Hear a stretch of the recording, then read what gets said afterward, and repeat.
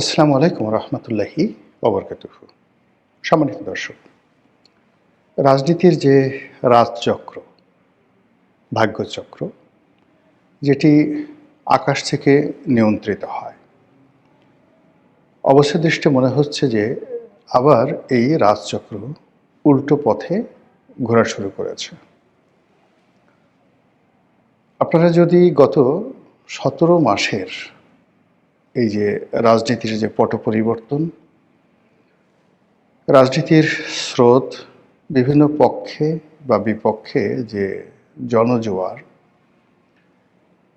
এগুলো যদি লক্ষ্য করেন আপনি দেখবেন যে বাংলাদেশের একটি ঘটনা, ইতিবাচক একটি ঘটনা, কোনো আবেগ, রাজনীতির জোয়ার বা সম্ভাবনা, এর কোনোটি কোনো ব্যক্তির বা কোনো দলের কর্ম দ্বারা সৃষ্টি হয়নি। অদ্ভুত অদ্ভুত সব ঘটনা ঘটল এবং এক একটা নতুন নতুন পরিস্থিতি তৈরি হলো। অবস্থা দৃষ্টে মনে হচ্ছে যে আসমান থেকে কেউ হয়তো কোনো কিছু নড়াচড়া করাচ্ছে এবং রাজনীতিতে বাংলাদেশের ময়দানে যা কিছু ঘটছে, এখানে ব্যক্তির চাইতে পারিবারিক বিষয় বা পারিবারিক বিষয়ের চেয়ে রাজনৈতিক বিষয় কিংবা অন্য কোনো যে দেশি বিদেশি চক্র, তাদের যে এখানে লীলা খেলা হচ্ছে, সেই লীলা খেলার চাইতে প্রাকৃতিক যে কারণগুলো সেগুলো বেশি ঘটছে। আপনি বুকে হাত দিয়ে একবার একটু চিন্তা করুন যে আওয়ামী লীগের পতন বা শেখ হাসিনার যে বাংলাদেশ থেকে দিল্লি গমন,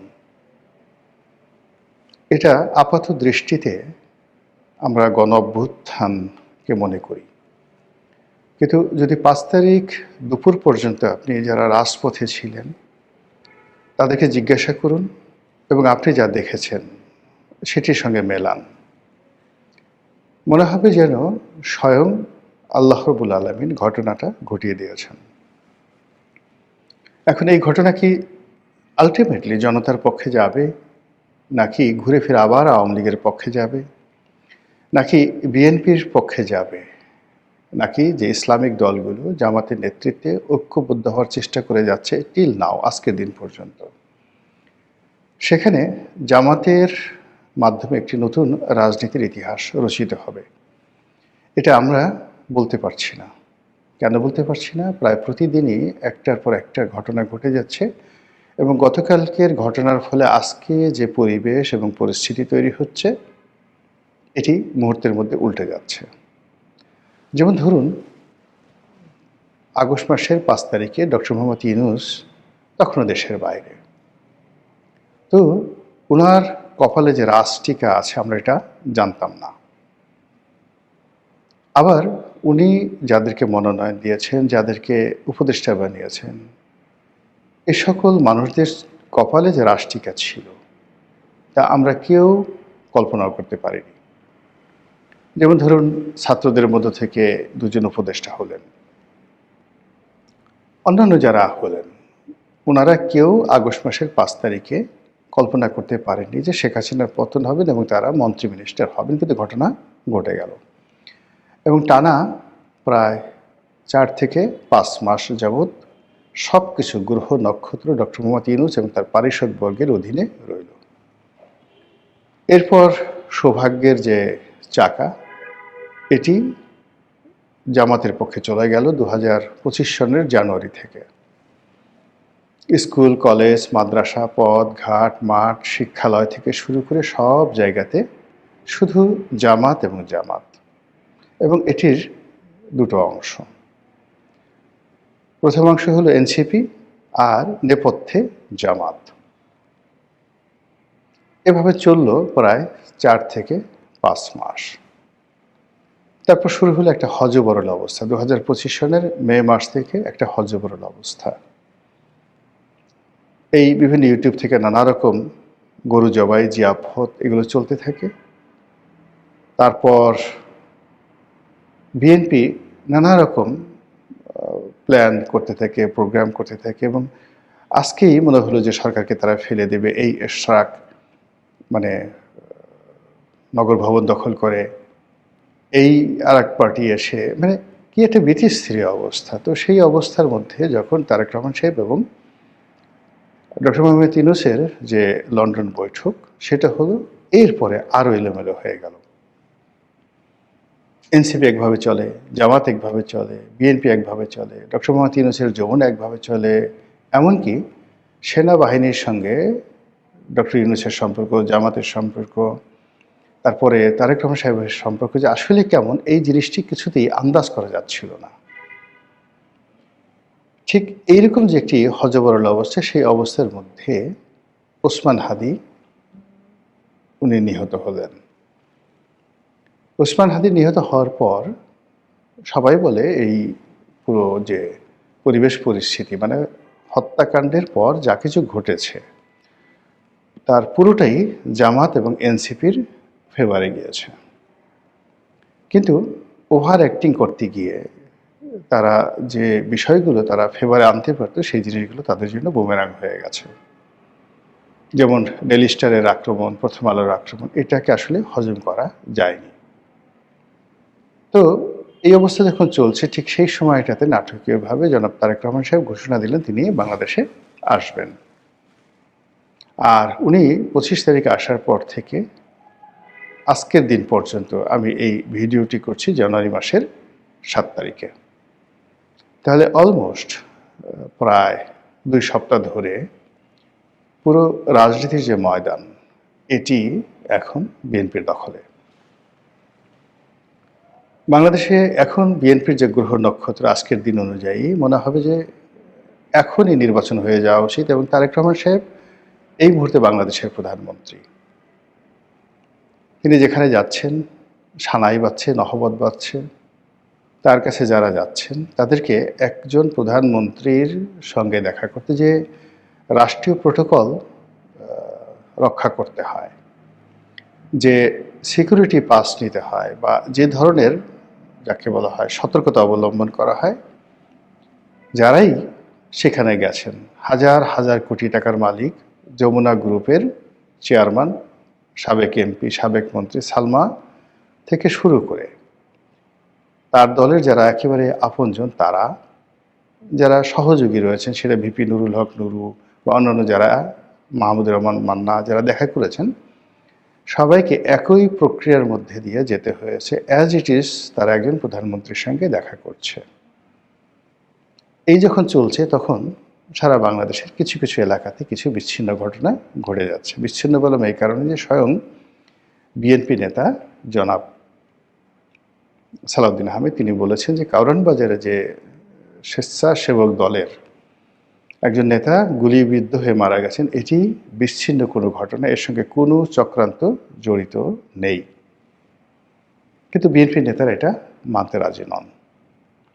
অন্যদিকে জনাব ওসমান হাদির যে হত্যাকাণ্ড, সেটিকে কেন্দ্র করে একটি চার্জশিট দেওয়া হয়েছে, এবং সেই চার্জশিটে যে সকল ব্যক্তিকে আসামি করা হয়েছে এবং যে কাহিনী, যে ঘটনা সেখানে বর্ণনা করা হয়েছে, এতে করে ওসমান হাদির পরিবার আরও বেশি বিক্ষুব্ধ হয়ে পড়েছে, এবং তার যে সংগঠন ইনকলাব মঞ্চ, তারা কোনো অবস্থাতেই এই চার্জশিটের বয়ান মানতে পারছেন না।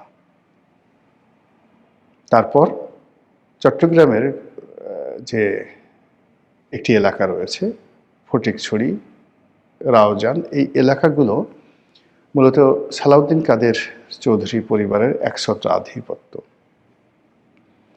তো সেখানে গিয়াস কাদের চৌধুরীকে বাদ দিয়ে যাকে মনোনয়ন দেওয়া হয়েছে, চট্টগ্রাম উত্তর আওয়ামী লীগ বিএনপির একজন নেতা গোলাম আকবর খন্দকার, এটাকে নিয়ে পুরো চট্টগ্রাম উত্তাল।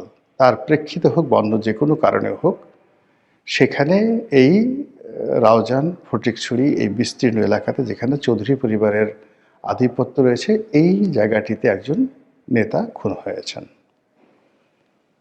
এর বাইরে রাজশাহী, চাঁপাইনবাবগঞ্জ থেকে শুরু করে বিভিন্ন এলাকা থেকে যে সকল খবর আসছে, সেই খবরগুলোকে আপনি যতই বিচ্ছিন্ন বলার চেষ্টা করেন, কিন্তু একটির সঙ্গে অপরটি যদি মিলিয়ে দেন, তাহলে আপনি বুঝতে পারবেন যে বিএনপির ভাগ্যাকাশে যে সৌভাগ্যের পূর্ণিমার চাঁদ এই গত 15 দিন ধরে আলোক বর্ষণ করছিল, প্রভা দিচ্ছিল, প্রভা বিকিরণ করছিল, সেটি থমকে গেছে। এখন নানা জনে নানা কথা বলার চেষ্টা করছেন, মুখ ফুটে অনেকে বলছেন, আর অনেকে বুক ফেটে যাচ্ছে কিন্তু বলতে পারছেন না। এরই মধ্যে আন্তর্জাতিক অঙ্গনে দুটো ঘটনা ঘটল, ইউরোপ কেন্দ্রিক এবং ল্যাটিন আমেরিকা কেন্দ্রিক। ইউরোপে অ্যান্টার্কটিকার মতো করে একটি বরফ আচ্ছাদিত অঞ্চল রয়েছে, গ্রিনল্যান্ড, যেটি ডেনমার্কের সম্পত্তি দীর্ঘদিন ধরে, এবং এটার সঙ্গে ইউরোপের যাকে বলা হয় একটা প্রেস্টিজ জড়িত পুরো ইউরোপের, শুধু এটা ডেনমার্কের সম্পত্তি না। এখন এটা ডোনাল্ড ট্রাম্প দখল করতে চাচ্ছেন, এটা নিয়ে ইউরোপের সঙ্গে তার বাকবিতণ্ডা।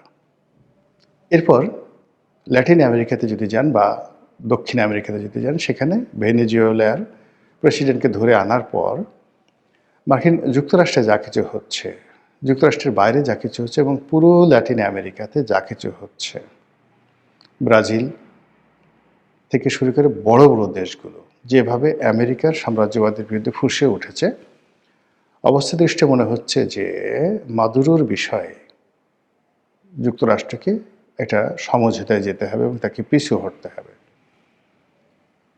আর এই মাদুরোর এই ঘটনার সঙ্গে সঙ্গে মিস্টার ডোনাল্ড ট্রাম্প নতুন করে ভারতের উপর খড়গ স্থাপন করেছেন। গত 1 বছর ধরে ভারতের সাথে সম্পর্ক স্থাপন, পুনঃস্থাপন, সম্পর্ক নষ্ট, এগুলি নিয়ে নানা রকম নাটক হয়েছে। সেই নাটকের প্রেক্ষিতে ডোনাল্ড ট্রাম্পও চেষ্টা করেছেন, মিস্টার নরেন্দ্র মোদীও চেষ্টা করেছেন, কিন্তু শেষ অবধি হয়নি। এর কারণ হলো স্বার্থের যে বিষয়টি, এটি উভয় পক্ষের জন্য জীবন মরণ সমস্যা। ভারতের অর্থনীতি এখন যেভাবে রাশিয়ান তেলের উপরে নির্ভর করছে, আমেরিকার দাবি মতো কোনো অবস্থাতেই তারা রাশিয়ার তেল কেনা বন্ধ করতে পারে না। আবার অন্যদিকে রাশিয়ার সঙ্গে ভারতের যে সম্পর্কটি রয়েছে, এই সম্পর্কটির মধ্যে যদি একটা বিচ্ছেদ ঘটানো না যায়, এটি আমেরিকার পক্ষে হজম করা কোনো অবস্থাতেই সম্ভব নয়। তো তর্জন গর্জন চলছিল এতকাল, তার প্রেক্ষিতে এখন যেটি হচ্ছে, আমেরিকা সম্ভবত কোমরে গামছা বেঁধে ভারতের বিরুদ্ধে নেমেছে। এবং আজকের এই ভিডিওটি যখন করছি তখনের খবর হলো ভারতের উপর 500%, 500 টাইমস শুল্ক আরোপ করার যে অর্ডার, এই অর্ডারে ডোনাল্ড ট্রাম্প স্বাক্ষর করেছেন। কাজেই ভারত এবং আমেরিকার যে সম্পর্ক নষ্ট হয়ে গেল দিল্লির সাথে, এখন সঙ্গত কারণেই বাংলাদেশ, দিল্লির পরিবর্তে ঢাকা, দিল্লির পরিবর্তে ইসলামাবাদ, আমেরিকার জন্য একটা সেফ যাকে বলা হয় টার্নিং পয়েন্ট হয়ে যাবে। আর সেফ টার্নিং পয়েন্ট যদি হয়, সেক্ষেত্রে এই গত 15 দিনে বিএনপির যে রমরমে অবস্থা, এর পেছনে আমেরিকার গুডউইল না ভারতের গুডউইল, আমেরিকার বেস্ট উইশেস না ভারতের বেস্ট উইশেস, আমেরিকার গ্রিন সিগন্যাল না ভারতের গ্রিন সিগন্যাল, এটা আপনারা বুঝে নেন। আর সেক্ষেত্রে যেটি হচ্ছে, যদি বিএনপির সঙ্গে আমেরিকার গ্রিন সিগন্যাল থাকে, সেক্ষেত্রে ভারত তার শত্রু হয়ে যাবে এবং ভারত ডক্টর মোহাম্মদ ইউনূসকে কাছে টেনে নেবে। আবার যদি ভারতের সঙ্গে বিএনপির কোনো দফারফা হয়ে থাকে, সেক্ষেত্রে আমেরিকা এই ডক্টর মোহাম্মদ ইউনূসকে আবার তারা কাছে টেনে নেবে। এরই কিছু আলামত আমরা দেখতে পাচ্ছি। মার্কিন যুক্তরাষ্ট্রেও এবং কাতার এবং ডক্টর মোহাম্মদ ইউনূস সরকারের কতিপয় কর্মকর্তাদের ঘন ঘন বৈঠক ঢাকাতে, ওয়াশিংটনে এবং কাতারের রাজধানী দোহাতে। এবং আপনারা জানেন যে ডক্টর মোহাম্মদ ইউনূসের নিজেরও একটা হিউজ মার্কিন লবি আছে, এবং একই সঙ্গে তার যে নিরাপত্তা উপদেষ্টা ডক্টর খলিলুর রহমান, তিনিও মার্কিন যুক্তরাষ্ট্রের যে লবিস্ট গ্রুপগুলো রয়েছে তাদের সঙ্গে তার একটা দীর্ঘদিনের সম্পর্ক রয়েছে। তারই প্রেক্ষিতে এই যে গত 2 সপ্তাহ ধরে যা কিছু বাংলাদেশের ভিতরে হচ্ছে এবং বাইরে হচ্ছে, তাতে করে ডক্টর মোহাম্মদ ইউনূসের সেই 2024 সনের যে সৌভাগ্যের তারকা বা নক্ষত্র বা স্টার, সেই বৃহস্পতিটি যদি আবার এই 2026 সনের জানুয়ারি মাসে এসে তার কপালের উপর টিপ দিয়ে যায়, অন্য সবাই আশ্চর্য হলেও আমি আশ্চর্য হব না। আর এটা কেন এই প্রাকৃতিক ঘটনাগুলো ঘটছে এবং কেন বারবার বিশ্ব এবং বৈশ্বিক পরিস্থিতির কারণে রাজনীতির ভাগ্যাকাশে আমাদের দেশে বারবার পট পরিবর্তন হচ্ছে, এটি অন্য একটি প্রসঙ্গ, হয়তো সময় পেলে ভবিষ্যতে আলোচনা করব। আজকের ভিডিওতে এতটুকু আমার কাছে মনে হয়েছে। মহান আল্লাহ আমাদের সবাইকে হেদায়েত দান করুন এবং হেফাজত করুন। আসসালামু আলাইকুম ওয়া রাহমাতুল্লাহি ওয়া বারাকাতুহু।